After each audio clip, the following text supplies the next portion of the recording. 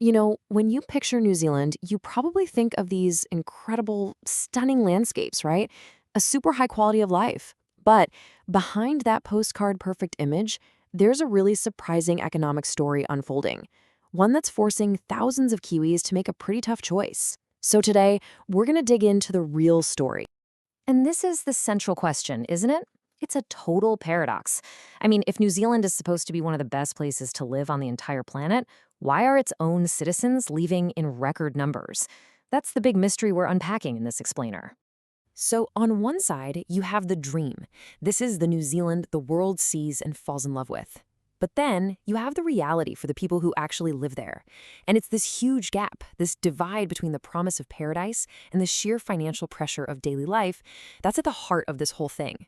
Okay, let's dive right in. Our investigation really starts with the single biggest financial weight on New Zealanders' shoulders. This is clue number one, and it's a big one: the cost of just keeping a roof over your head. Yeah, just look at that number for a second.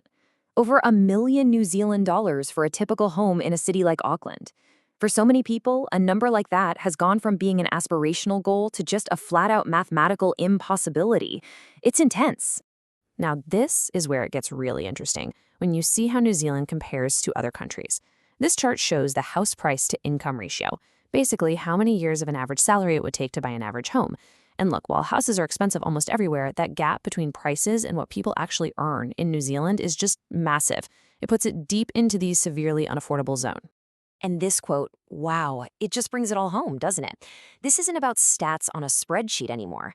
It's about real people who followed the rules, they worked hard, they did everything they were supposed to do, and they still find themselves totally locked out of the market in their own country. It's like the dream is broken.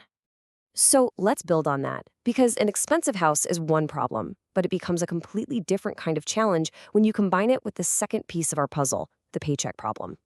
This right here tells you so much of the story. Take a registered nurse, an absolutely essential, skilled professional. By literally just flying across the Tasman Sea to Australia, that same nurse can make $20,000 more every single year. And believe me, this isn't just about nurses. You see this pattern across all sorts of jobs. And what this does is it creates this incredible economic squeeze. You've got the cost of everything, especially housing, just going through the roof on one side. But on the other side, paychecks have barely budged for years. If you're a family trying to get ahead, it must feel like you're running on a treadmill that someone keeps speeding up. So what happens when you combine an impossible housing market with lower wages? Well, you get a pretty predictable result. All the clues start pointing to this one big consequence: a national brain drain. And we're not talking about a small trickle of people here. This is a flood. More than 70,000 citizens packed up and left in just 1 year. For a country of just over 5 million, that is a huge number. It's a massive demographic shift, and it's being driven by pure economic reality. So where are they all going? Well, no surprise here, an overwhelming number are heading straight to Australia. This chart connects all the dots we've been talking about. People are just making a logical financial move, going a few hours away for a much bigger salary and a real shot at owning a home.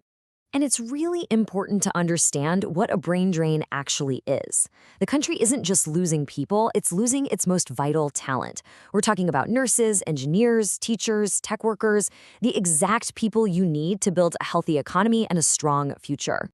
So we've followed all the clues, right? We've seen the housing hurdle, the paycheck problem, and the brain drain that comes from it. So what's the final verdict here?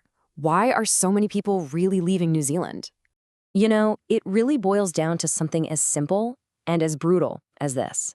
The dream of living in one of the most beautiful places on Earth has become a luxury item that a growing number of its own citizens just can't afford. The price of paradise has become too high. And that really leaves us with this one last big question. It goes way beyond economics.